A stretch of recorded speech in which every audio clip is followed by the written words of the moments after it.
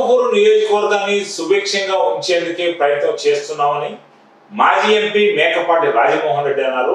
ఆయన రచ్చబండ కార్యక్రమాన్ని నిర్వహించారు.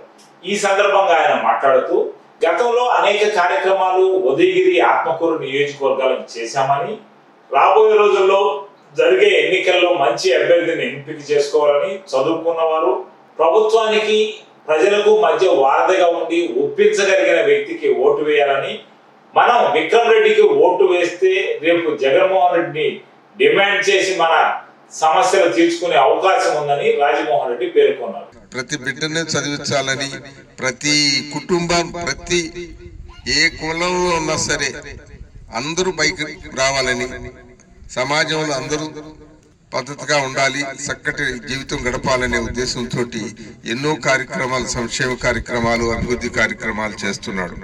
అంతకుముందు తరతరాలుగా మరి 11 మెడికల్ కాలేజీలు ఉంటే ఈయన ఈ టైంలో 17 మెడికల్ కాలేజీలు పెట్టిస్తున్నాడు. ఇంకా ఎక్స్ట్రా ఈ 58 మాసాల్లోనే. అంతకుముందు ఎప్పుడెప్పటి నుంచో అంతా కలిసి 11 మెడికల్ కాలేజీలు, ఇంకొక 17 మెడికల్ కాలేజీలు కట్టుకున్నాడు. తర్వాత మనకు ఈ సముద్ర తీరం ఎక్కువగా ఉంది, అక్కడ హార్బర్స్ కట్టించేదానికి 4 కొత్త హార్బర్స్ కట్టిస్తున్నాడు, 10 ఫిషింగ్ హార్బర్స్ కట్టిస్తున్నాడు. ఇవన్నీ కూడా ప్రతి గ్రామానికి వెళితే ప్రతి గ్రామంలో కూడా అభివృద్ధి కనపడుతుంది.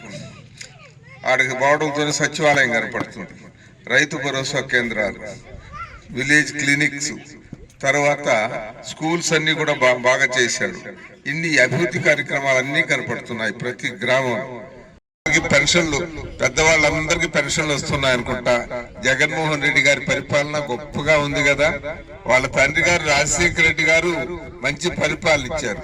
అంతకు ముందు పిల్లలు చదువుకోవాలంటే, మేము చదువుకోవాలన్నప్పుడు కూడా మేము మహా కష్టపడి పంపించారు డబ్బులు. నెలకు 200 రూపాయలు పంపించాలంటే బహు కష్టం ఆ రోజుల్లో.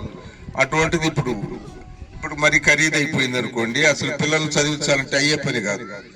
ఇంజనీరింగ్, మెడిసిన్, డాక్టర్ ఉద్యోగం అది చదివించాలంటే అసలు అవ్వదు. కానీ జగన్మోహన్ రెడ్డి గారు అందరి బిడ్డలను చదివించేదానికి, చిన్న పుట్టిన బిడ్డ నుంచి పెద్ద పోస్ట్ గ్రాడ్యుయేషన్ అయిన దాకా చదివించేదానికి ప్రయత్నాలు చేస్తున్నాడు ఆయన.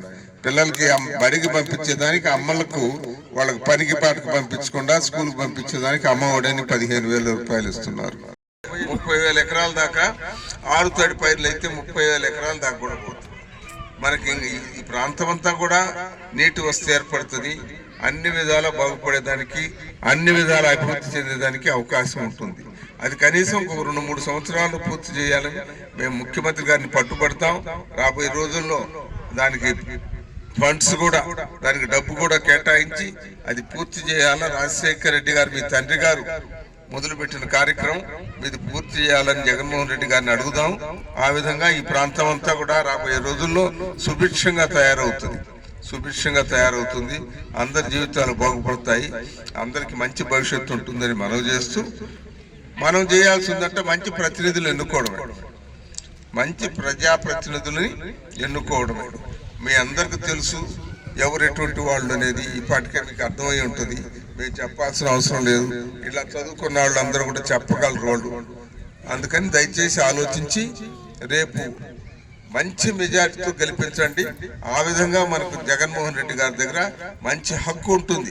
మా ప్రాంతం వాళ్ళు ఇన్ని ఓట్లతో గెలిపించారు మమ్మల్ని, మీ మీద ఉన్నటువంటి అభిమానంతో, మా మీద ఉన్నటువంటి అభిమానంతో మమ్మల్ని ఇట్లా గెలిపించారు.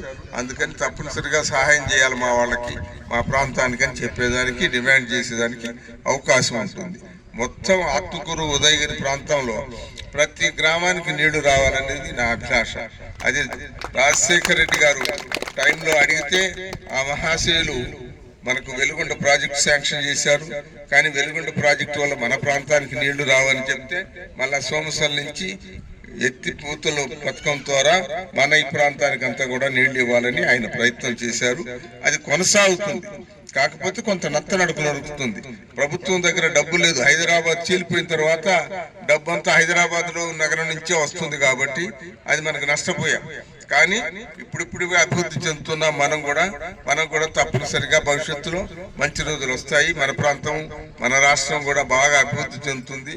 మంచి భవిష్యత్తు ఉంటుంది మన ప్రాంతానికి కూడా నేను మనవి చేస్తూ మీరు అందరూ ఇదొకటి దృష్టిలో పెట్టుకొని పనిచేయండి.